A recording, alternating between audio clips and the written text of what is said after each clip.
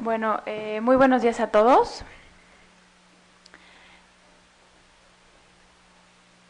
El objetivo de mi plática va a ser revisar las principales patologías en cabeza y cuello en los pacientes VIH. Bueno, agradezco mucho a la doctora Yetlanesi por haberme invitado a su curso. Y bueno, los padecimientos en cabeza y cuello en las personas con VIH son bastante frecuentes. Algunos autores reportan 70, 80%. Aquí en el CIENI hemos encontrado justamente ese porcentaje, o sea, 78% de los pacientes en algún momento de su seguimiento tienen alguna patología en cabeza y cuello. Dentro de las más frecuentes se han reportado las orofaringias, como son el sarcoma de Kaposi, la candidiasis oral, linfadenopatías cervicales hasta en un 42%, y otras como rinosinusitis, manifestaciones en oído, nosotros no las vemos tanto, y otitis media crónica, por ejemplo. Este es un análisis de los casos que vemos aquí en el CIENI y vemos que las patologías de nariz y senos paranasales son muy frecuentes. La rinitis alérgica alcanza hasta casi un 30% en frecuencia. Sabemos que de por sí aquí en la Ciudad de México la rinitis alérgica tiene una prevalencia alta, pero esa prevalencia se encuentra alrededor del 13 al 15%. Y en cambio en nuestros pacientes estamos viendo una mayor frecuencia. Esto se debe, se cree que se debe en parte a que, a pesar de haber una inmunosupresión supresión celular, existe un aumento en la producción de linfocitos B y por lo tanto, o consecuentemente, una producción de IgE, que eso podría explicar por qué la alta frecuencia de algunas patologías alérgicas en nuestros pacientes, seguido de la sinusitis aguda crónica, candidiasis, tuberculosis y sarcoma de Kaposi. Voy a ir pasando algunos casos y algunas peculiaridades en pacientes VIH y también algunas similitudes con pacientes no VIH. Por ejemplo, la sinusitis, bueno, vamos a ver que como en pacientes no infectados por el virus se va a dividir según su tiempo de evolución en aguda, subaguda, crónica y recurrente, dependiendo de las semanas de síntomas de los pacientes.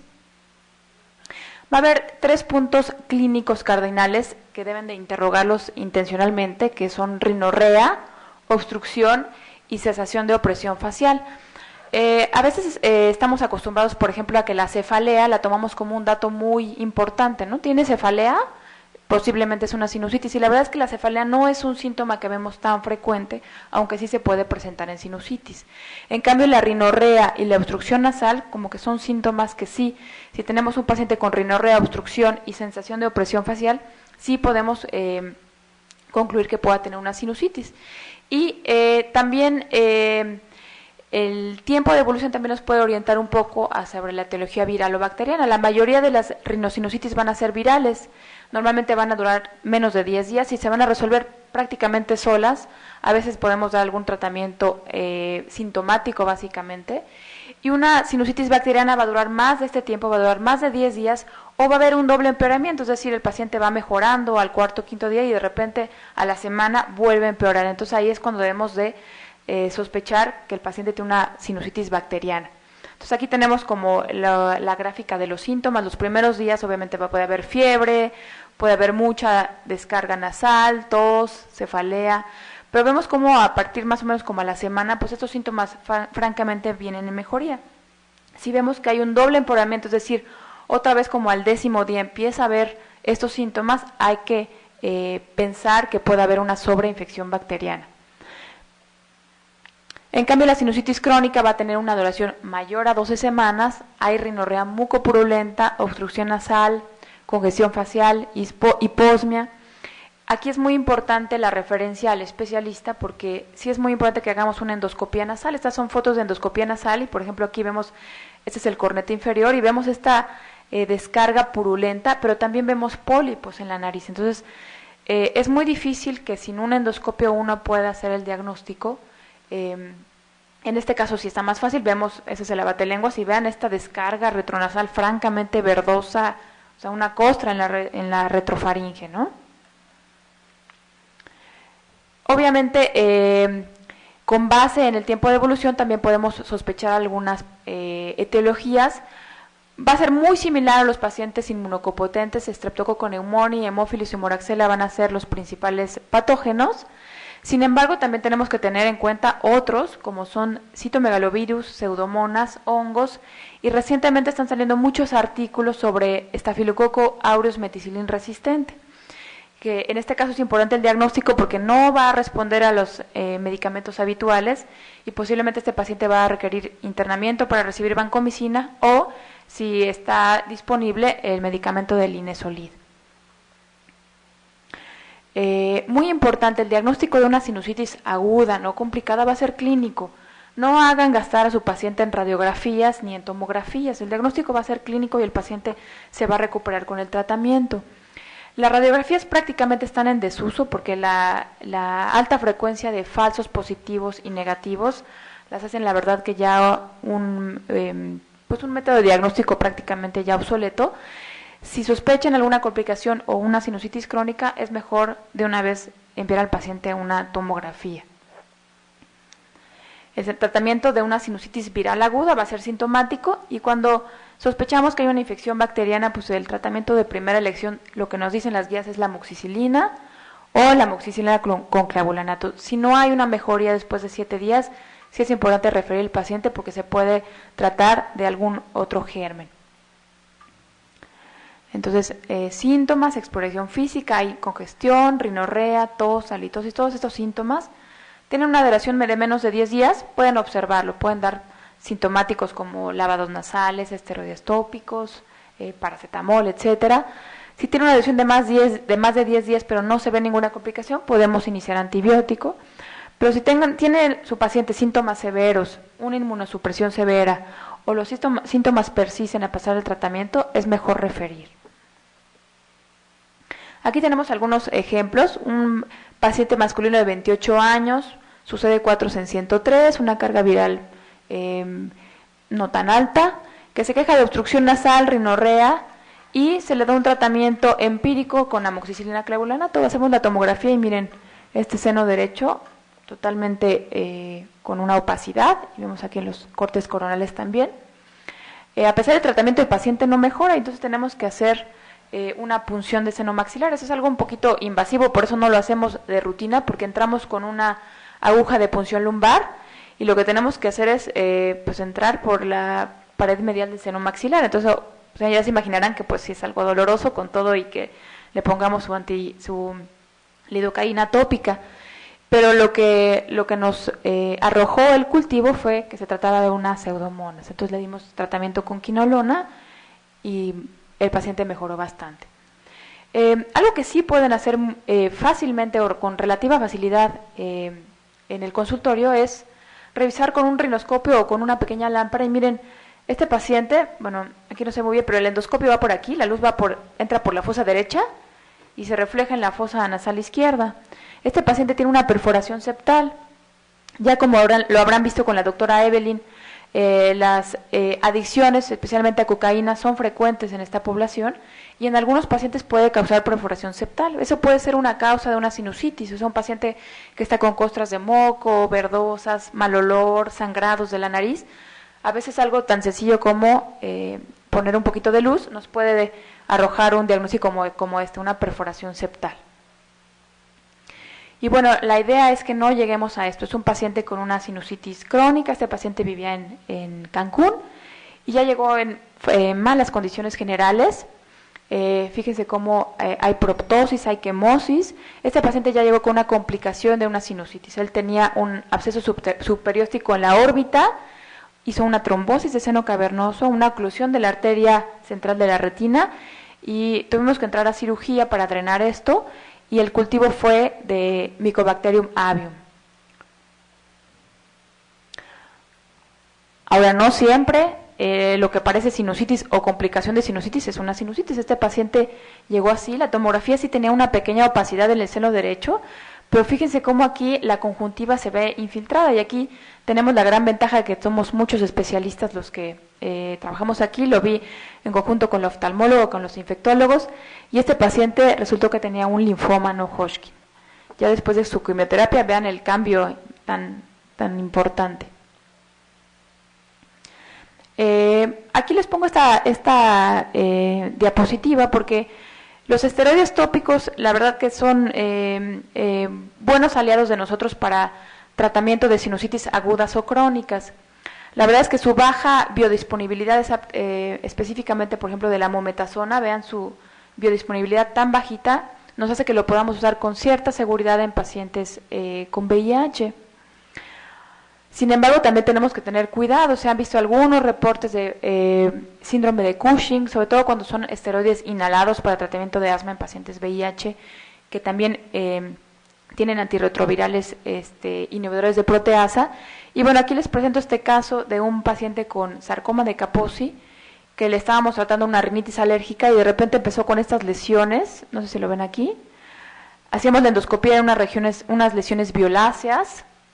Y bueno, este paciente presentó un empeoramiento del sarcoma de Kaposi por los esteroides tópicos. Entonces, aunque tengan poca biodisponibilidad, pues parece que en este caso sí causaron un efecto. Ya seguramente habrán hablado antes de la asociación entre sarcoma de Kaposi y esteroides, que está como muy prohibido porque sabemos que los esteroides pueden empeorar mucho el cuadro de sarcoma de Kaposi. Hasta ahora no se había reportado ningún caso con esteroide tópico, pero bueno, aquí ya tuvimos un caso.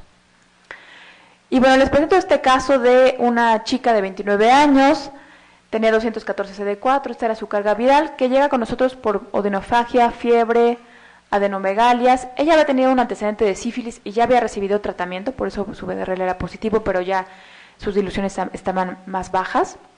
También tenía un antecedente de una baciloscopía positiva y miren, si ven aquí sus anginas hipertróficas, hiperémicas, con este exudado blanquecino. La verdad que nosotros pensamos, no sé qué pensarían ustedes aquí con esta foto clínica.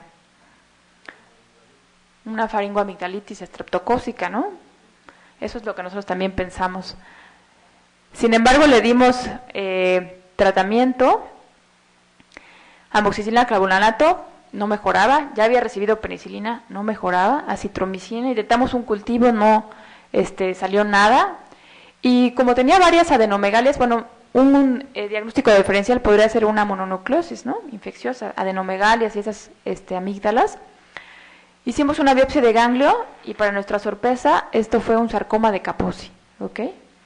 Posiblemente tenía una sobreinfección por cándida y por eso se veían esas placas blanquecinas. Eso es algo raro que no nos esperábamos. Ustedes saben que especialmente en mujeres esto es muy raro, el sarcoma de Kaposi, pero este fue el diagnóstico con ella. Otro caso, un paciente masculino de 38 años, cuadro de 2 meses, tenía fiebre, diaforesis, pérdida de peso. ¿Alguien me puede describir qué ve en esta fotografía? ¿Qué les llama la atención?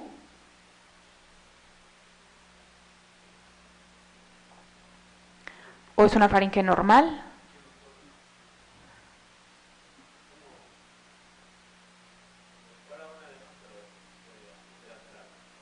Ajá, muy importante, es unilateral, o sea, tiene un crecimiento unilateral. Esta es la amígdala del lado derecho, ¿ok? La amígdala del lado izquierdo está tan pequeña que prácticamente no se ve, ¿ok? La mayoría de los adultos tenemos las amígdalas pequeñas, ¿no? Entonces ese es el pilar anterior, el pilar posterior, y la amígdala debe estar aquí, y está tan chiquita que está incluso un poquito metida en su cripta, ¿ok? Y vean esta amígdala, la del lado derecho está muy crecida. Eso es algo muy importante y me gustaría que se llevaran esto. Una asimetría amigdalina en cualquier paciente adulto, sea o no VIH, lo primero que uno tiene que pensar es en una malignidad, ¿ok? Y en estos pacientes lo más frecuente es linfoma. Entonces, efectivamente hicimos la amigdalectomía del lado derecho y el paciente tenía un linfoma T de amígdala. Entonces, asimetría amigdalina, un crecimiento asimétrico, debe hacernos sospechar esto. Si las dos amígdalas estuvieran grandes, como también lo vemos frecuentemente en esos pacientes, podemos estar un poco más tranquilos, pero si una está crecida y la otra no, siempre es importante descartar una malignidad. Esta foto no se ve muy bien, pero bueno, aquí nos llegó otro paciente que también el lado derecho de la amígdala del lado derecho, perdón, se veía muy hipertrófica y asimétrica con el lado izquierdo. Entonces, nuevamente pensamos en una malignidad o nuevamente en un linfoma, pero aquí la sorpresa fue que, bueno, hicimos la amigdalectomía del lado derecho y lo que nos reportó patología es que había granulomas caseosos. Aquí, esto fue una amigdalitis por tuberculosis. Aquí tenemos un paciente, un chico de 33 años, CD4 bastante aceptables, una carga viral indetectable, que se quejaba de una amigdalitis también recurrente. Dolor faringio, aquí no sé si ven, aquí estas como placas eritematosas un poco elevadas, no se alcanza a apreciar muy bien. Había recibido múltiples tratamientos sin mejoría y además al interrogatorio dirigido nos dijo que tenía estas lesiones en plantas de los pies y palmas de las manos. ¿Alguien me quiere dar su diagnóstico? Una sífilis, ¿ok? Entonces la sífilis también puede manifestarse en boca, en cavidad oral, laringe, faringe. Tenía un BDRL positivo y esto fue un secundarismo sifilítico. Recibió su tratamiento y mejoró bastante. ¿Qué piensan de este caso? Es un paciente de 32 años, diagnosticado en 2009, pareciera que tuviera una falla inmunológica, 112 de 4, pero está indetectable y no llega con estas lesiones. Les ayudo con un poquito, algunos diagnósticos. ¿Quién pensaría que es sarcoma de Kaposi? Podría ser, ¿no? Tenemos esta lesión aquí plana, medio rojiza violácea, estas de aquí, aunque estas tienen una coloración diferente al centro. Herpes, bueno, a lo mejor estas podrían corresponder, ¿no? No es la típica vesícula, pero tiene un halo aquí. Sífilis o gonorrea. Bueno, este caso fue también de una sífilis, ¿ok? Por eso le dicen que es la gran imitadora, puede parecer muchas otras patologías. Entonces, esto solo haciendo una biopsia, obviamente pidiendo los exámenes serológicos, pudimos tener el diagnóstico. Ese es un secundarismo sifilítico para que vean cómo las manifestaciones orales no son tan raras. Y esta chica de 21 años, también con CD4 muy bajitos, tenía un embarazo de 16 semanas y se quejaba de odinofagia. Entonces tenía esa lesión aquí en el labio, esa lesión aquí en el pilar, le hicimos una laringoscopía y bueno, más o menos aquí están las cuerdas vocales. Este es el borde libre de la epiglotis y tenía una lesión muy parecida a la que tenía en su labio. ¿Okay? Hicimos una biopsia y el diagnóstico de esta chica fue una varicela zoster.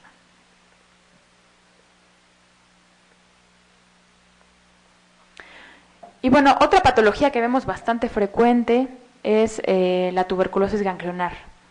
Es de hecho la manifestación extrapulmonar más frecuente y sabemos que las formas extrapulmonares en los pacientes con VIH nos las encontramos relativamente frecuente, ¿no? En 80-90% de los casos puede haber ausencia de enfermedad pulmonar y los ganglios supraclaviculares y del triángulo posterior son los más frecuentemente afectados. Entonces, después de la tuberculosis pulmonar, la ganglionar es la que le sigue en frecuencia en pacientes VIH y no VIH. Y aquí les traigo un ejemplo, una chica de 25 años con CD4 bajas. Ella se quejaba de dolor y globus faríngeo, voz en papa caliente y fiebre. Seguramente han visto ustedes muchos de estos casos, bueno, tenía este aumento de volumen en cuello que era muy evidente, ¿ok? Pero ojo, al momento de hacer la revisión de la cavidad oral, la pared faríngea posterior estaba abombada, ¿ok? Eso es un dato de alarma. Hicimos la tomografía y bueno, la lesión externa corresponde a esta, la de cuello, pero la que puede poner potencialmente en riesgo la vida era esta de aquí atrás, ¿ok? Es un absceso retrofaringio, ¿ok? Aquí esto si no lo drenamos, esto se va a mediastino o puede romperse y la paciente puede broncoaspirar. Entonces esta paciente inmediatamente se llevó a quirófano, se hace una incisión a través de la cavidad oral y se aspira toda esa pus. Bueno, ese material gaseoso, el ZN de este material fue positivo y vean la tomografía, bueno, está con unas cavernas terribles, ¿no? Entonces, importante, hemos tenido 3 casos de abscesos retrofaringeos por tuberculosis, no son muy comunes, pero sí es importante revisar la retrofaringe en los pacientes con tuberculosis o que empiezan de antirretrovirales y que nos pueden hacer un CIRI, que se presente así como un absceso retrofaríngeo. Otro caso de tuberculosis pulmonar, miren qué importante aumento de volumen, incluso lo primero que sospechamos en él fue un linfoma.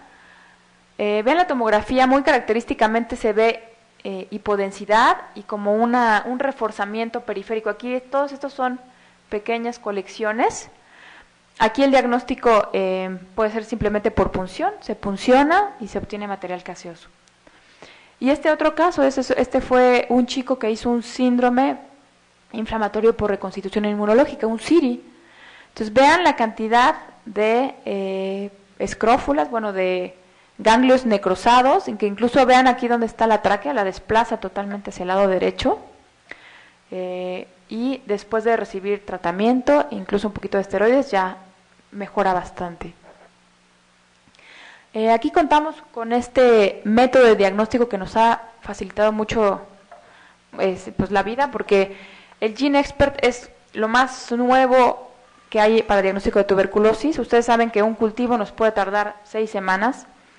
La ventaja del GeneXpert es que en 2 horas tenemos el diagnóstico. Es un método muy sensible y específico, y además tiene la ventaja que nos da la resistencia a la rifampicina. Todo eso en 2 horas.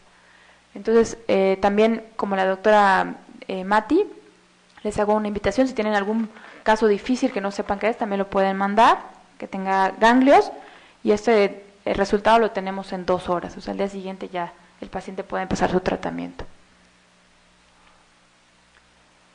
Estos son algunos de los artículos que han salido sobre el diagnóstico de tuberculosis con el GeneXpert. Algunas muestras son mejores, parece ser que las muestras pulmonares y las de ganglios tienen muy buena sensibilidad, otras son menos sensibles, por ejemplo las muestras de líquido pleural no son tan sensibles. Y bueno, siempre que tenemos un paciente con ganglios es importante proponerle una biopsia, porque sabemos que hay una gran gama de patologías que pueden causar aumento de tamaño de los ganglios, entre ellas linfoma, MAC, sarcoma de Kaposi, histoplasmosis.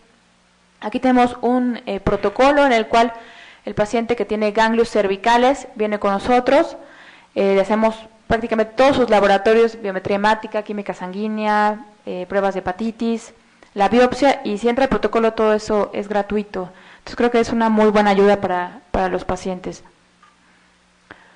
Aquí tenemos un ejemplo de una paciente de 41 años, originaria de Morelos, que un mes después de empezar el tratamiento antirretroviral empieza con fiebre y aumento de volumen en cuello. Hacemos la tomografía y vemos aquí esta lesión, y tenía algunas lesiones también dérmicas. Lo primero que pensamos fue tuberculosis, sin embargo, al momento de hacer la biopsia, lo que nos reportó patología y microbiología fue que se trataba de un histoplasma. Y bueno, obviamente en esos pacientes un diagnóstico diferencial importante de tuberculosis es MAC, ¿no? Este chico, por ejemplo, vean la enorme cantidad de pus. De hecho, le obtuvimos 3 jeringas de 10 mililitros, de 30 mililitros de material gaseoso. Obviamente este material no tiene un olor fétido. Y bueno, otra patología muy frecuente que vemos es el sarcoma de Kaposi. Hasta una tercera parte de los pacientes pueden tener afección de la cavidad oral. Todas estas son fotos clínicas de aquí del CIENI. Vean aquí un sarcoma de Kaposi en las amígdalas, en la izquierda y la derecha, aquí en lengua y en base de lengua, paladar, retrofaringe. Como ustedes lo han visto en sus pacientes, pueden ser lesiones planas o voluminosas. Aquí no se pudo ver el video que les quería mostrar de unas lesiones en las cuerdas vocales. Y nuevamente, tener los instrumentos adecuados para hacer diagnóstico a veces es importante. Por ejemplo, aquí en este caso, este es un endoscopio, lo introducimos al conducto auditivo externo, ese es un oído izquierdo, y vean esta lesión en el conducto auditivo izquierdo. Aquí está el tímpano, aquí está el mango del martillo, ¿ok? Y esta es una lesión del conducto auditivo externo. Este paciente además presentaba algunas lesiones también en piel, y es un sarcoma de Kaposi del conducto auditivo externo. Y bueno, aquí concluimos un estudio sobre el uso de bevacizumab. El bevacizumab es una sustancia antiangiogénica que se usa en algunos tipos de cánceres, como cáncer de pulmón, cáncer de ovario, y lo que hace es que regresen los vasos o los neovasos anormales. Siendo el sarcoma de Kaposi una lesión de vasos, pues pensamos que esto podría ser una buena opción de tratamiento para los pacientes que no tenían afección pulmonar o gastrointestinal, o sea, no son candidatos a quimioterapia, pero tenían estas lesiones que francamente podían causar mucha morbilidad, sobre todo para la deglución. Y bueno, los resultados los estamos ahorita analizando. Y algo que también me gustaría platicarles es la alta frecuencia que tenemos de manifestaciones del síndrome inflamatorio por reconstitución inmunológica en cabeza y cuello.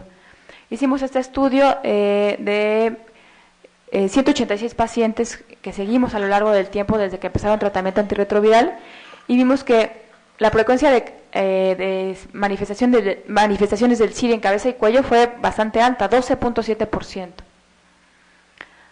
De esto lo más frecuente fueron sarcoma de Kaposi y tuberculosis, seguida por infecciones por otras micobacterias y por herpes, ¿okay? El 5% un herpes simple y 10% una parálisis facial.